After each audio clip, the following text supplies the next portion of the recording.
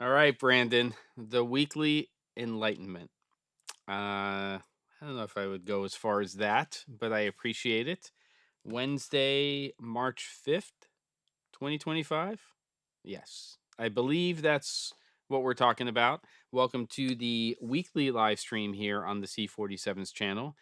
Uh, if you're new to this channel, I'm Jem Schofield, and we talk about production, sometimes food, and that's a nice little community here. So welcome.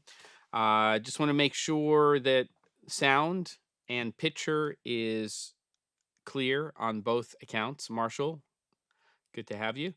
Um, yeah, and here we are. We're going to chat about equipment and all that kind of stuff. Brandon, thank you for the confirmation. Hopefully the studio build is going well or is finished. Studio builds are never finished, but hopefully it is in a place where you can start to use the space and everything else. Don't send me an email right now. What's up, David? And yeah, there you go. So here we are, almost exactly a month away from NAB 2025. And I have an episode of Daily Drop tomorrow about exhibit passes and all of that kind of stuff. Well, not all that kind of stuff, about that. And there you go. What do you mean you made sure to submit your photos beforehand? You mean before the episode? No, you didn't. I checked my email like 2 minutes ago, Brandon. If it's in here, then before means seconds. I'm going to check. I shut down all my email when I do these things. So let's just see if you actually did. You actually did. You are 3 minutes before the show. Come on. You're killing me. I don't know if I'm building this thing here, but it's looking good.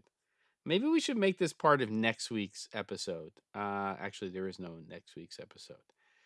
You sent them to me 3 minutes before. But you know what, Brandon? At least you're consistent. Um, whatever that means. Let's see. Maybe I can. I don't know. I don't like doing this. I'm a prep person. I like to make sure that I do that. I care. There's a new scene. Do you see anything right now? No, you don't. Uh, let's see if we can get this into the mess as quickly as possible. It's like you're listening to The Wizard of Oz. This is not good for the it's not good for the show. All right, you can see me. Let me you're short circuiting me here, Brandon. Let me see what I can work out here. Um There's a lot of clickbaity happening right now. In fact, if you look at the comments, it's all clickbait. I don't even know. Brandon is the king of clickbait because he clickbaits me with emails. That doesn't even make sense, but let me see. So, in Brandon fashion, he has sent an email to me moments before. He'll say 5 minutes, but we know that that's not true. Before the episode, and I think that I'm just gonna load up. You're killing me here. Let me move this up here. I have to kind of do this in a way that is sensical. I'm trying to create some new scenes so I can drop some images in. So you trying to test me here? Oh boy. And it went to that. Now you're going to, on replay, this is going to be really messy. All right, Brandon, you're banned from now on from sending me stuff less than a day before an actual episode. Okay, so this is it's like Dad Gem is coming into play here. Oh boy, it didn't like that. This is what you get. Um, that's what happens when you drop it right in and you give me stuff that's vertical video. All right, I'm back. I have it loaded up, at least the wide of the studio. And we can talk about that in a minute. DJ's clickbaity post, I'm never buying Sony again. Um, I know it's not how you play, but Dad Gem is going to say, morning of the live stream the latest, or it doesn't make it in until the following week. Housekeeping, by the way, everybody, for all the regulars who I'm assuming are here. Next week, no live stream. And the reason that is because I'm taking my son to a basketball game. I'm going to go see the Blazers and the Knicks. He really wants to see the Knicks. And we're going to go hang out. He's a basketball kid, and it should be good. Is that table glued or bolted to the wall? Oh, now we're going to get in. All right, we're going to hold on Brandon's stuff right now. I'm just banned from showing it. Okay, that's right. You can send me anything you want, Brandon, but I'm banned from showing it unless it arrives hours before, not minutes before. I'm happy to have your stuff. In fact, let's just throw this out here right now that this might be something that's a little bit more in the member realm, if I can ever figure that crap out. But for the live streams that are coming up in the next couple of weeks or so, if you want to send me some behind the scenes stuff or a project you're working on or something, and we want to make that part of the conversation, let's start doing that. But I think it is definitely something that would be more of a separate live stream. We're focusing on project based stuff, but I like where this is going. You might not, but I do. Ono, good to have you here. We got the two Davids. And then, of course, DJ Succotash and other people. A few people showed up and they were like, why are we here? And they said, we're out. But we'll see where the numbers land. So, as always, the weekly live stream is all about talking about projects you're working on, about the tech and craft of video production, about decisions you're trying to make. I do want to have a little conversation about the business side of things today and see if there's any questions about that. We're lifelong figure it outers when it comes to everything. So just when we think we've got it sorted, something happens, disrupts, changes, and then it becomes poopy again, and we've got to start all over, or seemingly we don't, because we have our knowledge and the things that we've learned, and build it up again. And that's the life of a independent contractor, a freelancer, somebody who's self-employed, all of that fun stuff. But there are some best practices that you can put into place that will maybe not instantaneously, maybe not in the very short term, but over time should consistently start to bring more work into what you're doing. So, yeah, I think we should talk about that a little bit. As always, an at theC47 is how you post a question or a topic or something that you'd like to discuss. And I want to chat about stuff. So we've got NAB coming up in a month. I know that some of the people here on the stream will be there, other people will not. So we're going to have to figure out in the next couple of weeks where the meetup's going to be. I'm not exactly sure what day it's going to be. I'm leaning towards Monday, which is the 7th. It might be Tuesday the 8th.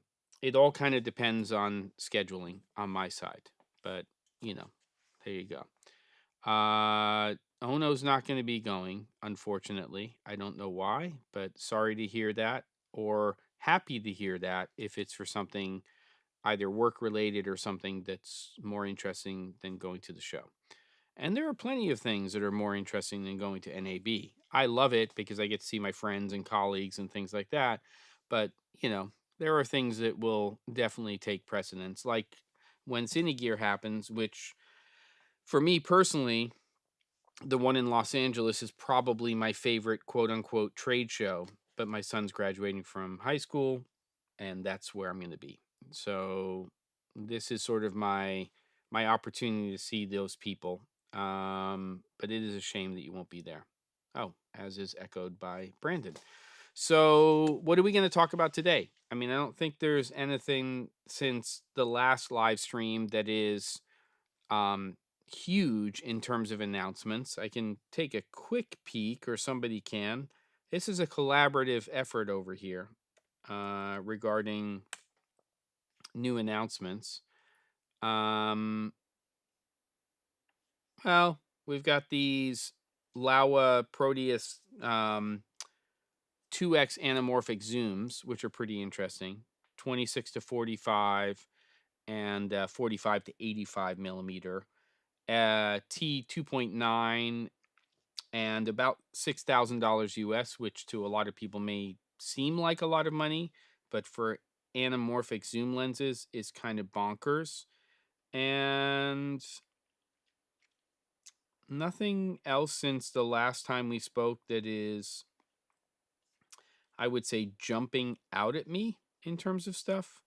Um, Atomos has a less expensive version of their Shinobi Obi-Wan Shinobi monitor, which basically takes away some of the different stuff. But if you head on over to News Shooter and you read Matt Allard's review of these Proteus anamorphic zooms, I think you'll see that he's pretty impressed. And sometimes it takes a lot for Matt to get impressed with stuff. So if he's saying that he's impressed and that there's really no competition in that price point area for what Lao is doing, I think maybe that's pretty interesting. I don't really shoot a lot of anamorphic content, but it's nice to see that that's happening in the market. Ono says, I usually go because it's back to back with the coffee convention, so I don't have to go home in between. This year, the two bookend the month. Oh, poopy. All right, that makes total sense. I know Brandon will be there. He will drive 500, 5,000, 500,000, 5 million miles as long as he can get free coffee. And there's nothing wrong with that. I think that's okay. If we can get Brandon to stop emailing studio pictures minutes before a live stream, then we all win in this world. That's just sort of my viewpoint, but what do I know? So what are we going to talk about? That there's not a lot of equipment stuff here. So what I'd love to do is hear a little bit more about what you're working on. I think we could probably just jump right into yeah, that's the convention you should be going to, Brandon. In fact, I don't even understand what's going on here. Let's see. Let's take a look at this thing. All right, I'm going to plop this now in front of me so I can actually see it. Let's see. I want to make sure that I'm looking. Whoops. See, this is the problem. Everybody's seeing this, right? But the way that it's kind of tricky with Ecamm Live because it's when you move things around with an image, it gets funky. So I may have to go back to me. Doesn't care if it's a video feed, but if it's a still image feed and you try to move the window, it gets funky. Okay, so here we go. In Vegas is where the coffee convention is, Mr. Brandon. So this is Brandon's new studio build. We've seen versions of this room once before, which we brought up in a particular episode. And I apologize for people who are watching this on the replay for my crap job of getting this stuff up here. So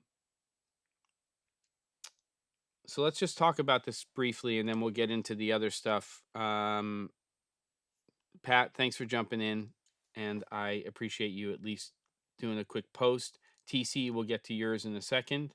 So yes, I do remember seeing this space. And Brandon says, if you recall, there were full width windows on the back wall and 3 windows on the right. Yes, I do remember that. And I'm assuming those windows are still there, or are they? Or are you just blacking them out with these curtains, I'm assuming on the track? Looks like you have basically what will wind up being acoustic panels on the frame right side where those three smaller windows were. But give us some insight into this, uh, Mr. Brandon. In this picture, light slash sound had just finished being treated, and now I'm building the podcast set. Will that be on the far wall by the curtains? Will it be on the right hand side? And what did you decide in terms of runs to your control room? Did you do that all through the ceiling? What's kind of the plan there? Any kind of insight, and I can, now that I have this loaded up, I can come back to this image.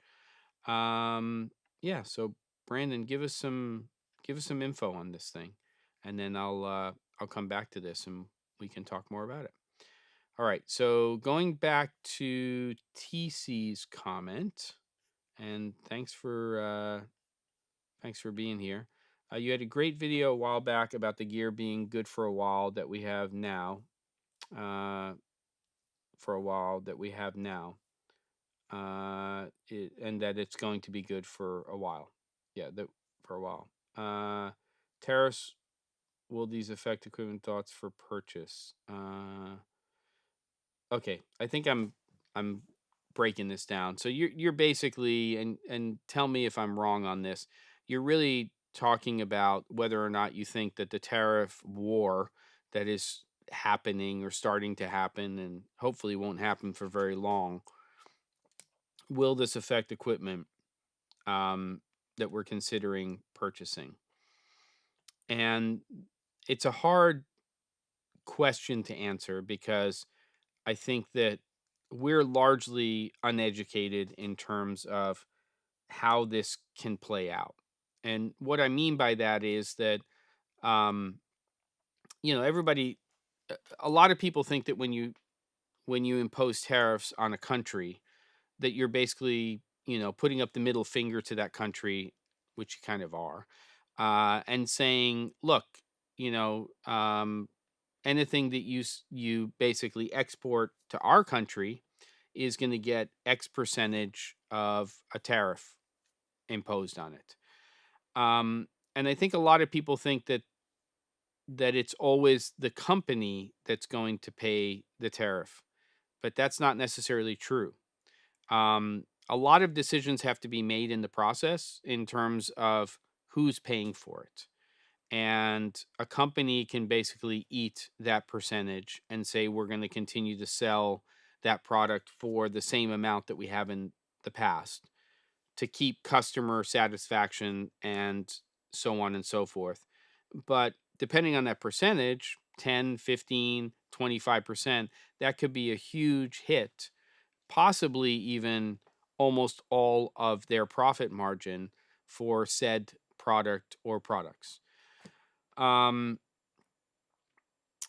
the distributor who's bringing it in could eat a portion of or all of that. It could be a shared uh, responsibility between the manufacturer and the distributor, or it can be all basically carried over to us, the buyer. So it's not just a easy thing to say whether or not it will affect us, because it has to do with what decisions are made by the manufacturer, if they have a distributor, the distributor, and then we get to see where that falls. You know, in certain industries, we'll talk about food being one of them, TC.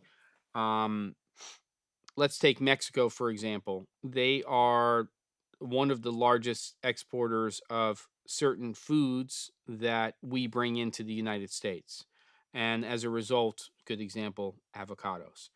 Um, those are perishable items, and they're sold at different price points throughout the year. I'm talking about avocados. So sometimes, depending on the store you go to, you could be picking up avocados for 60 to 75 cents each for a Hass avocado. You can go to a store across the street and you'd be paying $1.50. So, and then it's all dependent upon that time of year as well. There's so many variables there. But the reality is that a supermarket doesn't want to charge more money for food, but they also have to sustain a certain profit margin in order to stay in business. So it's kind of I wouldn't say a slippery slope, but it's a weird area. I think that ultimately we will see, if the tariffs stay in place, with China specifically, we will start to see a creep in terms of cost. Uh, my guess is if it were 25%, that we're not necessarily going to see a 25% jump in terms of the tariff. I think that what we're going to probably see is we're going to see some sort of shared responsibility. I don't even that's the right word, because a country imposes the tariff. Um, but a shared sort of you know, well, I'm just going to say responsibility for the tariff, so that there's less of a blow to the consumer, and we'll see, because there's a competitive component to this as well. Meaning, if you have three companies that create products in the same product category, each one of those companies may approach the tariffs in different ways. Let's say one company, for giggles, I'll just say small rig for now, decides that they're not going to carry that additional cost over to the end user, the consumer. And then another company, let's say newer with two E's, decides that they're going to take part of that and carry it over to the end user or the person.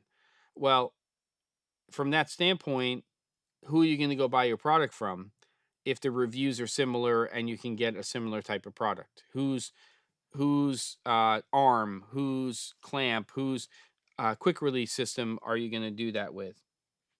Probably small rig in that. Too many things turned on over here. So that's kind of a long answer to your question. I don't think it has a specific exact answer, but it's a moving target. Brandon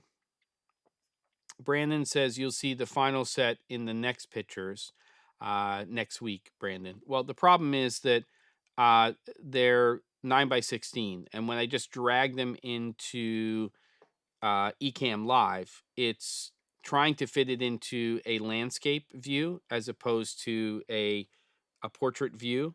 And so it's flipping the image. It's auto rotating. I'm sure there's some parameter I could go in and change that, but I'm going to have to save those for another episode because I don't want to look at those images like that. So maybe we revisit this in the next live stream.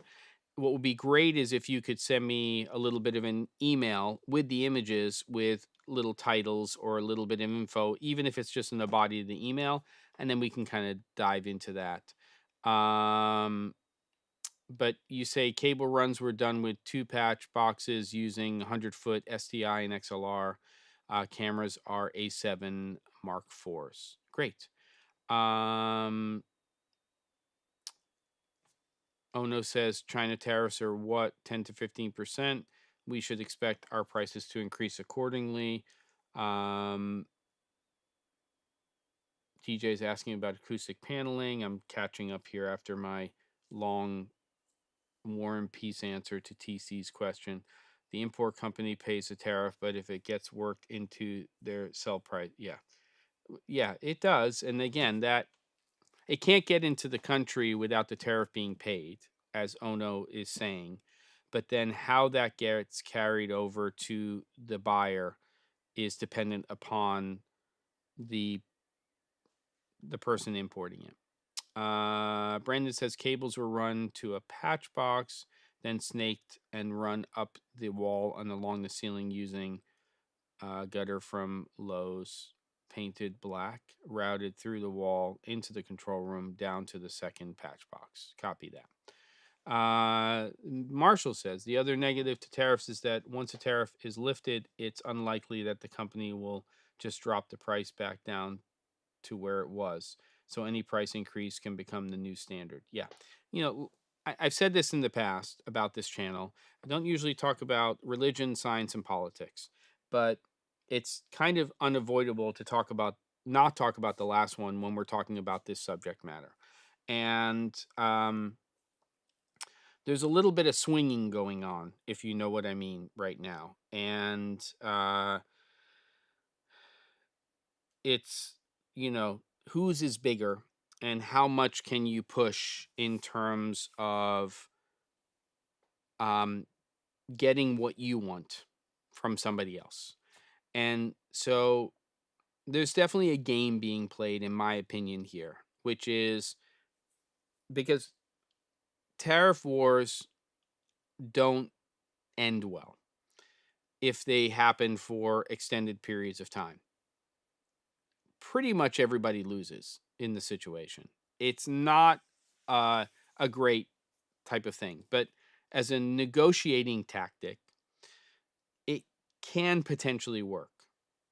I don't know exactly what we're negotiating, but apparently we are. And we lose, first of all, the importer, even if it's the same company, whoever's bringing that product in is losing from day one, right? They're paying more for something that was the same thing to come into the country. And then they have to make a decision in terms of how that gets carried over to the consumer. So we'll see what happens. I think that it's going to be messy, but I'm not necessarily convinced that it's going to be long term. It very well may be. I want to say that, but it may not be. Um, okay, so reading some more stuff there. Boom, boom, boom. Lots of activity. I like this. Ono says, to Marshall's point, retail goods like cameras and grip gear are not items driven by commodities futures, which can fluctuate. Once the price goes up, there's a little impetus to lower prices. Yeah, I guess we're just going to have to see. Are we going to see a 5 or a 10 or a 15% price bump on our products? Are we not? Really, really hard to know. I mean, here's my answer to your question, uh, TC, which is, this is really helpful. Thank you. Just didn't know if I should pull the trigger on a camera upgrade now before this might kick in. We're in a strange period right now.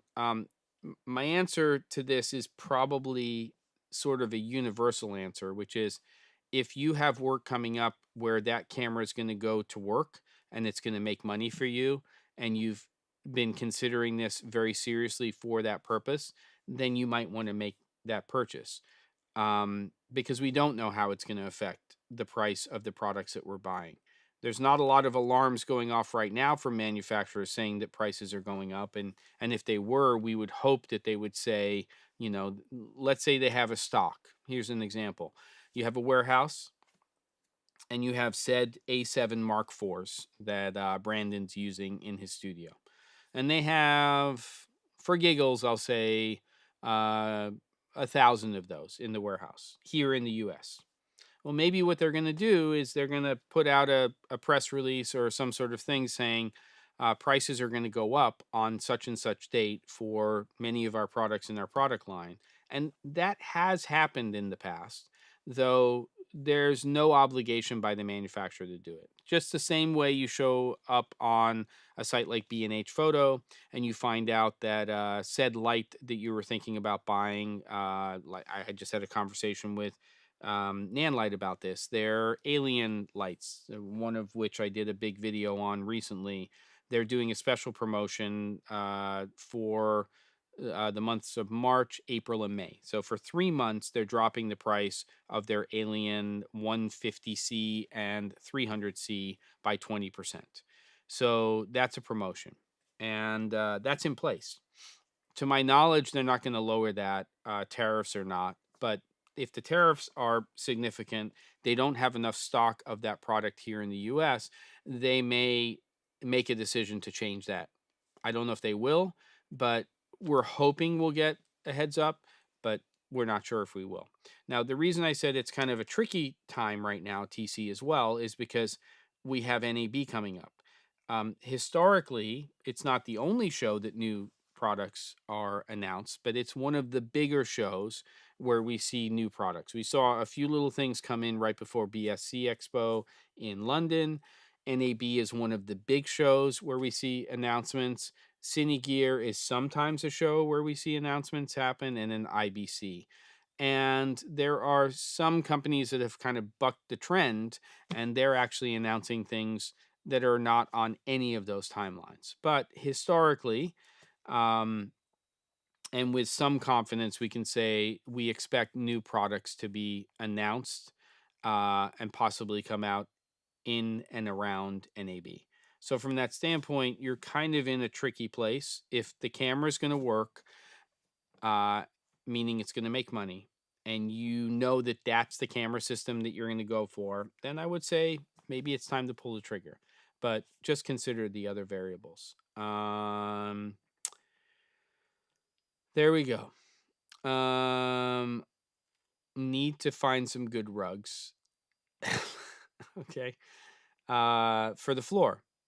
And yeah, we've had this discussion about how you're going to treat that. Sounds like that's the way you're going to go. You could also go to a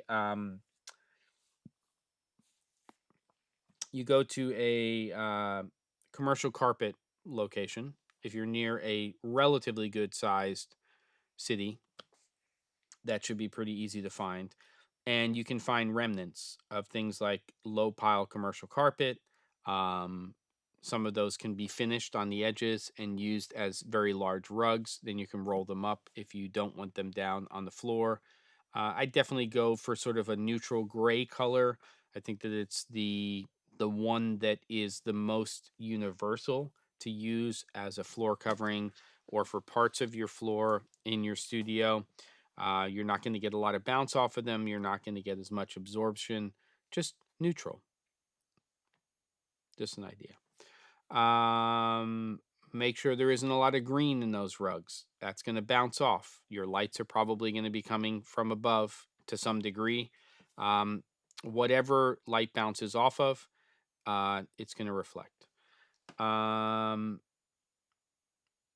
don't think that we're in a situation where leaders of nations other than ours are engaging in. Yes, but maybe ours is. Oh no. And if that's the case, because we're the ones starting this, right? I mean, you and I aren't, but this country is the one. Yeah. You know what bigger. Come on, David. Oh no, said it. All right. This admin is not negotiating. They're introducing chaos. And yes, I spelled it that way. Okay. Unfortunately, in the U.S., I don't have any head, Brandon, but if I recall, I'll give you a shout. Okay. Yes, we're notoriously small and proud of it. Might be the best post of the live stream so far, DJ. Brandon says I could film a video tour, or you could just have me on the live stream. Ooh, interesting. Um, Not totally opposed to that, Brandon, but I don't know. Like you could fly off the handle. I could see it happening.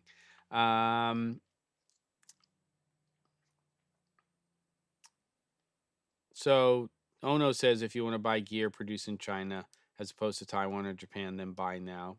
Okay. All right. I think that Ono's looking at possibly a realistic, but also doomy, gloomy outlook. But yeah, there you go. AstroTurf. We're getting into AstroTurf? Come on. Gray AstroTurf, right? The special kind. All right, I'm caught up on these comments now. I'm exhausted. I'm not really. All right, you want to talk about business? Let's talk about the business side of these things. I just did an episode that dropped today talking about the idea of flowing out and then things come in. And there's a lot of truth to this. I mean, if you're an independent contractor, a freelancer, somebody who's trying to get new business, um, it's a slippery slope. It's a very um, it's messy business. And the reason it's messy is because if you're small, when you start to get work in, all of your attention, if you care about the work you produce, is going to be put on that work. And you immediately forget to stop promoting, to stop reaching out to people, and all of those things. I have definitely, I always forget. And it's only my better half who reminds me. And then I begrudgingly go ahead and start promoting again, normally too late. You're in the hole. How do you get out of it? And I'm not saying it's simple, but historically the math works.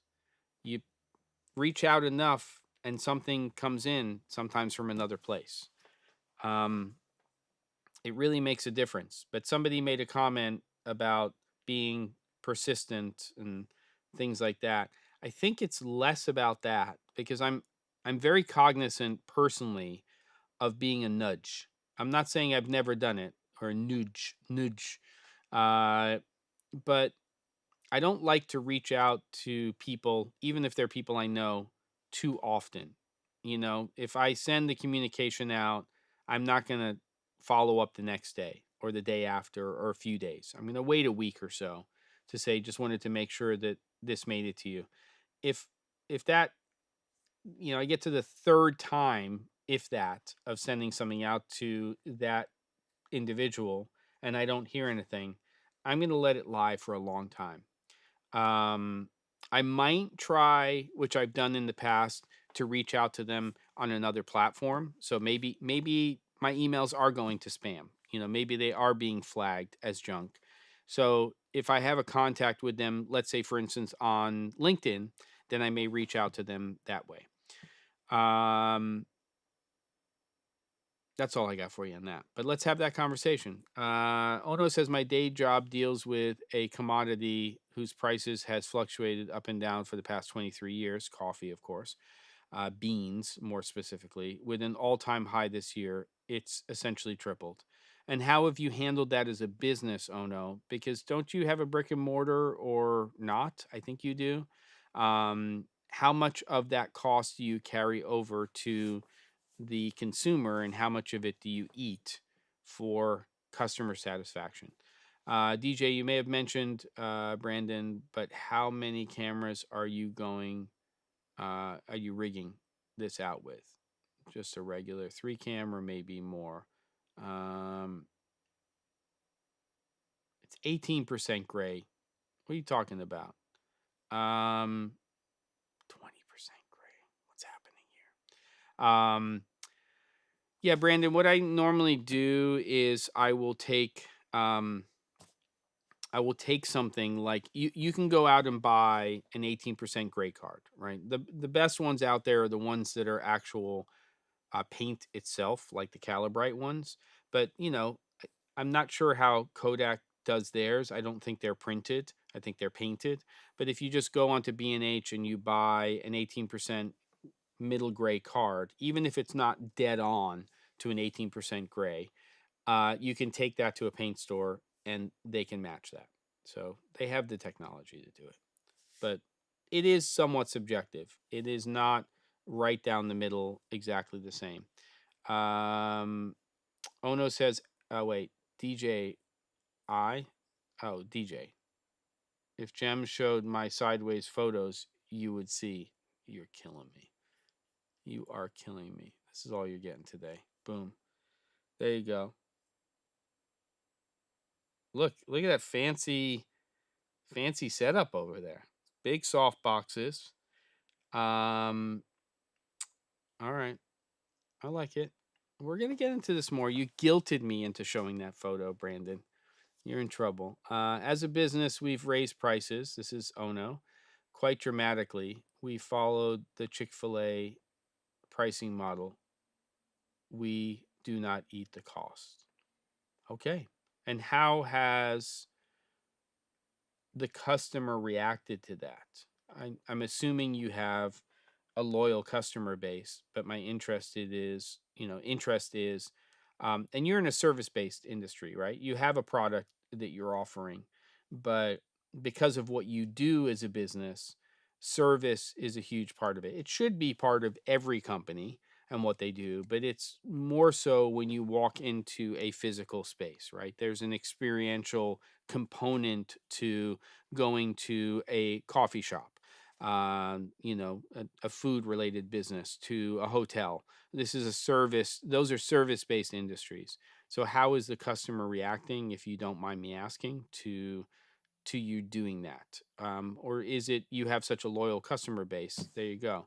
Holy bananas, you are late to the party. You are probably making that basketball documentary. Yes, they do. Roscoe does, DJ. But yeah, exactly. You can do it. You can get a gray card or this and that, and it's all scanning. Yeah. Okay. Well, if you reached out to me, I'd answer that question. I'm sure you're close enough, Brandon. As long as there isn't a lot of green or blue or something in that gray, then you can do that. So there you go.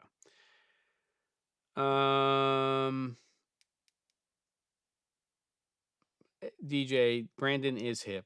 And then I read his comment. I'm hip, with 3 exclamation points. We know you are, Brandon. And you're young. You have lots of energy. You're enthusiastic. All of these things are amazing. Just send me the emails a little bit earlier. Dad Jem says. Ona says, a positive is the cost of coffee has been covered in the news, and everyone, across the board raise prices, so there's no alternative really. Copy that. The customers have gone along with it, much like Chick-fil-A customers do. You have far less ingredients in your product, though, than Chick-fil-A. Marshall says, read clickbait titles. They may be good for views, but not necessarily watch time, retention, or subscriptions, all of which matter to the algorithms, so they may actually be harmful. That may be true as well. I think I've made peace with this. I think you've got to have titles that and thumbnails that capture attention and make people click through. If there's a clickbaity-ish component to it, you have to address that very early on in the video. Meaning, I got your attention. Here's what we're talking about, or something like that. It really depends. I think I have an idea on that. David says, does Seconic not make a light meter and a color meter combo, and why wouldn't they? Well, the insides of a C800 Spectromaster and the insides of a luminance-based meter are quite different.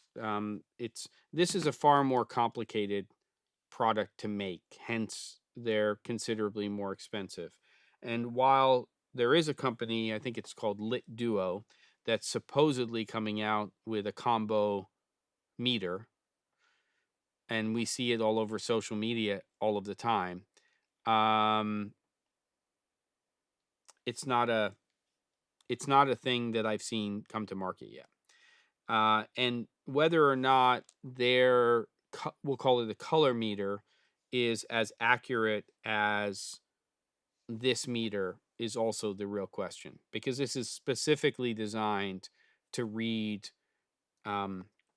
color information. It's not the only thing that it reads. I mean, I will say that one of the things that you can actually do with this meter, and I'll just show you really quickly, is it does have lux and foot candle readings. So you can technically read the lux values or the foot candle values that are coming out of a light source, or the ambient light, or whatever it is that you're reading. The The issue is that it's not giving you the traditional information that you'd be looking for. Sorry, guys. I'm just trying to set this back to the way it is. Because if I'm using a, a traditional, we'll call it an incident meter. This happens to be an incident and a spot meter. But if you're using a meter like this, the difference is that when we're taking the reading of whatever the luminance values are, um, you're putting in a lot more data into this meter. And I think you know this already, David, but you're putting how many frames per second you're shooting, you're putting in your ISO, you're putting in your shutter speed or shutter angle. And then based on the reading that you take, it's going to tell you for correct exposure based on middle gray what you should essentially have your camera set to. So in this case, if I was taking a reading, let's say over here, which is where I've been shooting the daily drop a lot, with the dome, it's a f2.8 and 2/10. Is that a completely accurate reading? No, not necessarily, because there are other variables that exist, including how you've set up your camera. Are you shooting in log? Are you shooting in a picture profile? Is it more contrasty, less contrasty? I mean, meters are smart and they're dumb, but what they're basically doing is they're giving you a reading based on middle gray. The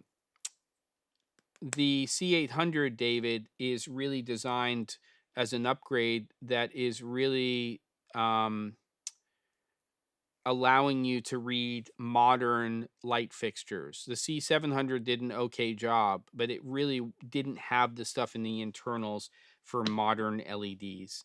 So, but it's not a one-stop shop because you can't put in all of that other data. You can't put in your frame rate, your shutter, your ISO. So you're not really using it in the same way you would use a meter like this. This particular meter also has a spot meter, so it's basically a reflective and an incident meter. I'm going to get into this some more in future episodes of the Daily Drop, but what do you mean? Oh, for God's sake. You know why you don't see me? This is unbelievable. Okay. Brandon, you're in trouble now. I'm in trouble because I forgot, but I was sitting on that.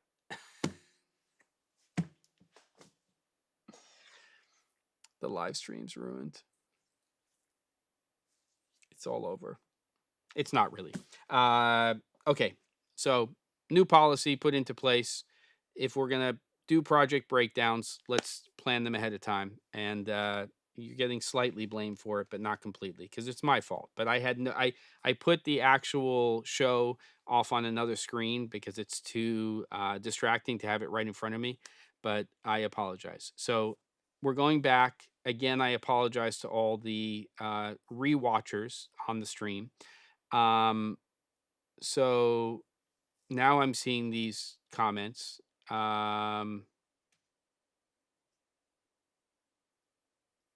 Okay. Here we go. we're rewinding. I will get to your question, Micah, or your comment in a second, I promise. And we're going to start that all over again.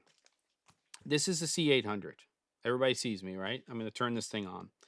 This is essentially a color meter.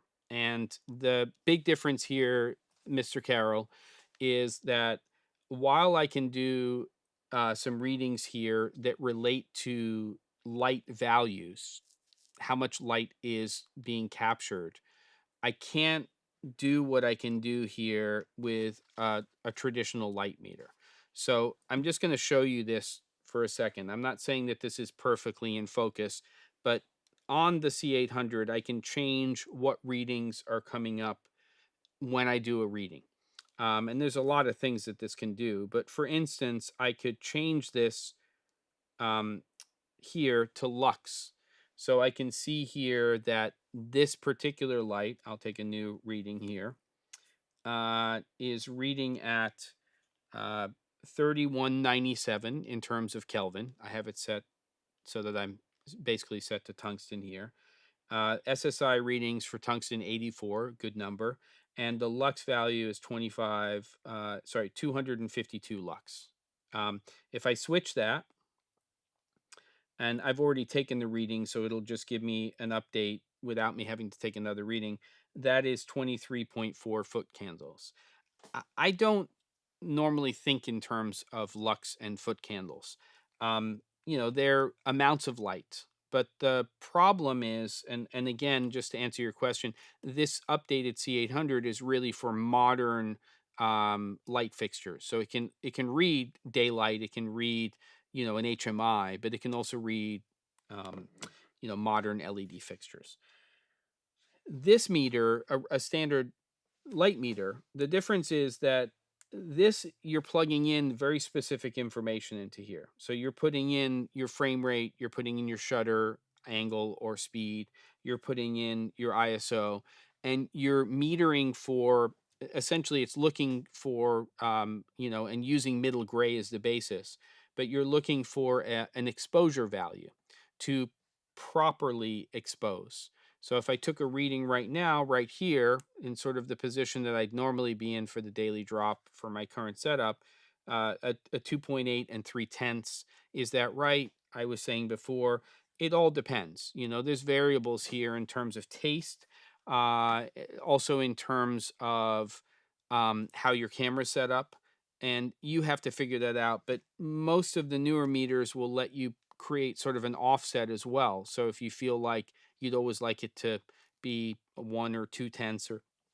3 tenths of a stop different because of how your camera's set up, you can do that kind of stuff. So hopefully that makes sense, and I'll do some more stuff. And now you can, I think, see me. It says you can see me over here. So that's the redo on that, and I apologize. I was calling you on Insta. Yeah, I don't. Yeah. I owe you a Jem, you owe us a super chat? No, Brandon owes us a super chat. What are you kidding? Um, so I don't I don't know if the C700 will do lux. It might. But to me that information isn't incredibly valuable because for me, because if I'm looking at foot candles or lux, I'm really just getting a reading of the amount of light that there is. If I thought in terms of foot candles and lux, it might be really beneficial to me. And of course, you have higher numbers for lux or foot candles. Your more light is hitting, whatever this is, this sensor that's capturing this. Um, but I really think in terms of trying to get to a particular stop and the ratios between the two, which is why oftentimes you'll see when people are taking meter readings, they might do a reading here and then they might do a reading here, in terms of stuff, so that you're doing that. 1 lux is equal to 1 lumen per square meter. That is correct.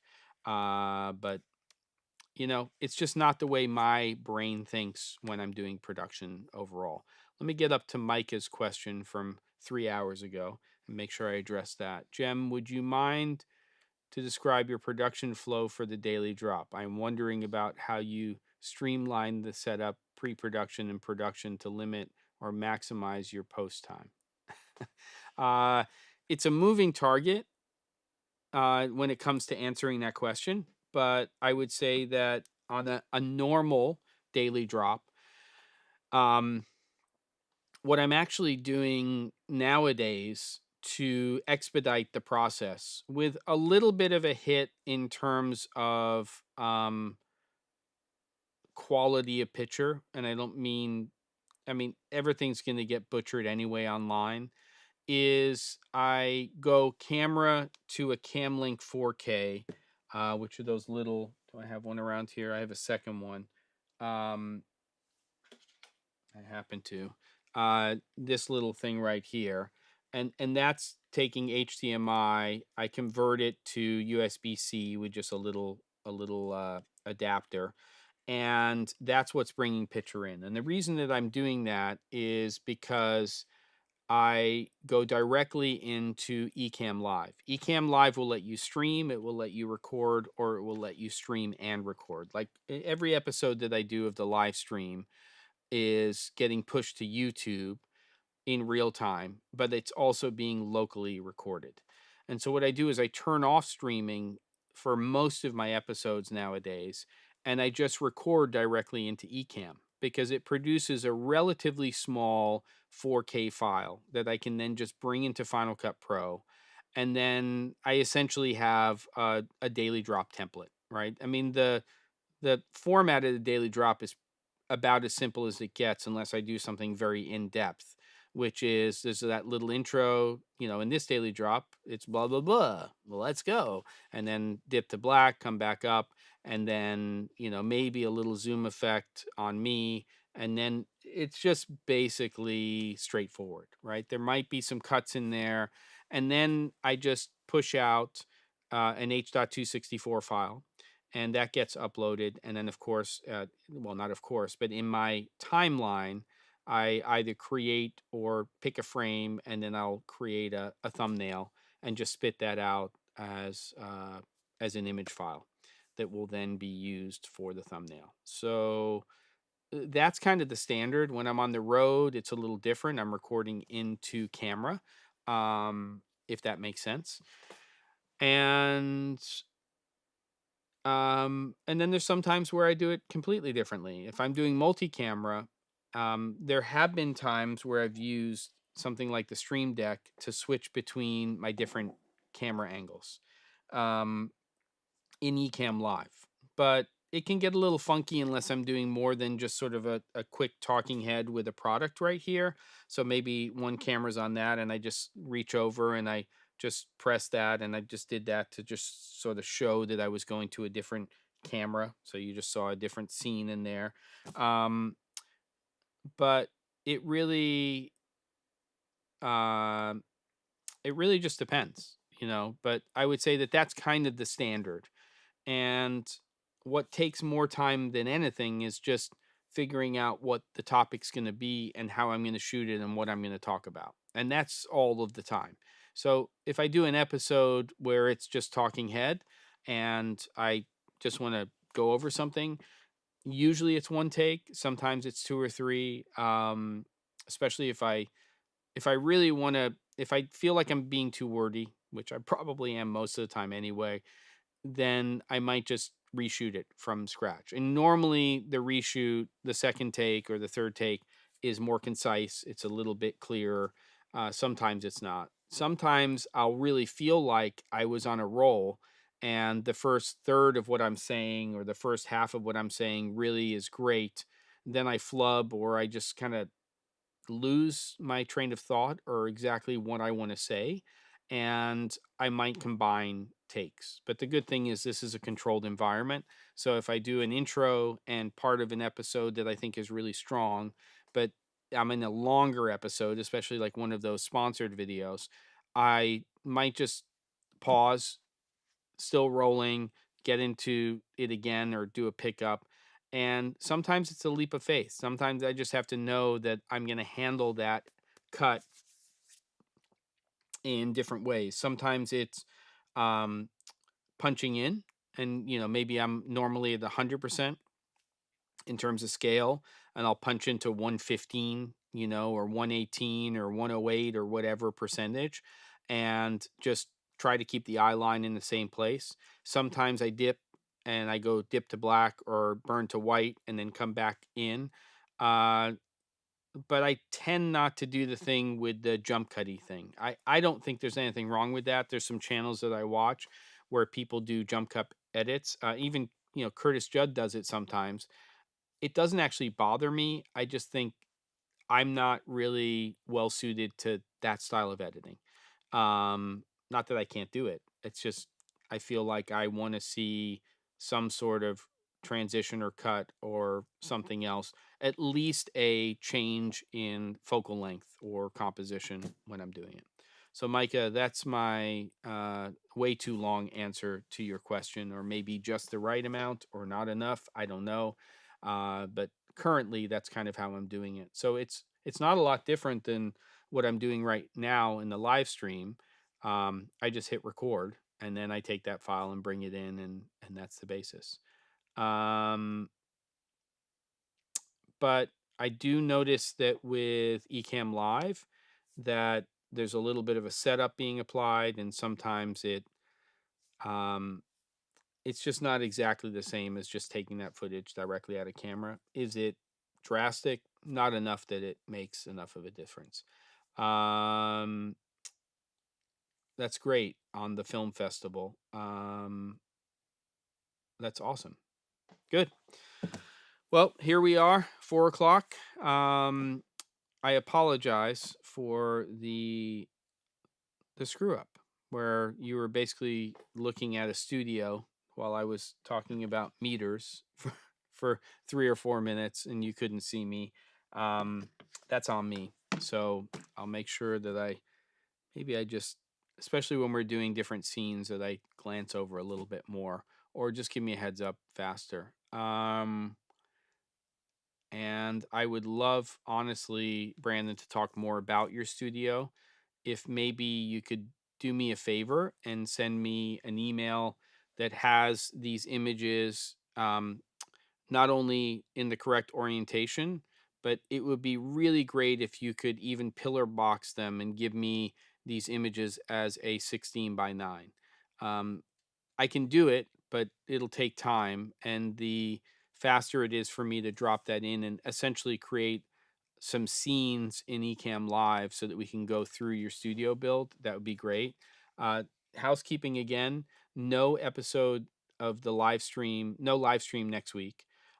We are planning for a Camera Flask the 2nd of April, which is right before NAB. And we're going to do that so that we can talk about new announcements that usually have come out by then. Not all of them, of course. Maybe there'll be some rumors that we can chat about and all that kind of stuff. Yeah. Oh, media light. I'd like to know about that, DJ. Now you got my interest. Um, am I creating a calendar for the daily drop? Not one of those types of calendars, right? I don't know what you're talking about, a calendar. Um, is that what you mean? I think it would be the most boring calendar in the world. And if you're talking about a traditional calendar. But yeah, you know, everybody, I appreciate it. I'll be back in 2 weeks in terms of the live stream. And then, of course, daily episodes of the Daily Drop. And calendar of what I'm talking about. Can you explain that? I'm going to hold for a second so I can understand that. Very funny, oh no. What do you mean a calendar? So are you talking about like so people will know what upcoming episodes are going to be? If that's the question, the thanks TJ. The answer is no, because by and large the daily drop is actually created daily, literally daily. There are times where it's not, where I have to pre-shoot stuff. Um, this is all coming out of this nonsensical, crazy head of mine, and I do not plan them ahead of time. I have notes that I jot down about ideas that I have for daily drops, but because things change here so much and things like that, I don't necessarily do that. It's just not a thing for this particular type of content. I could do that a little bit more for the live stream, maybe create a little bit of a, here's the topic, the main topic that we're going to talk about, Brandon studio build, planning for a project, blah, blah, blah. So we'll see. Okay. It's, it's, um, it's going downhill. I can see. Okay. I think we're ending this thing, everybody. I appreciate it. And it is a stream of consciousness. 100%. That's kind of how it goes. I like it that way. Eat your aspirin or Jem gets mad. No, I don't get mad. Pat gets mad. Pat McCabery is the one that gets mad if you're not taking your aspirin. I can't even believe I can't even believe that the aspirin thing is still a thing. It's almost the longest like recurring nightmare of a topic that keeps coming up. Everybody take care of yourself. I appreciate you coming by, being part of this community, and I'll see you soon. Take care.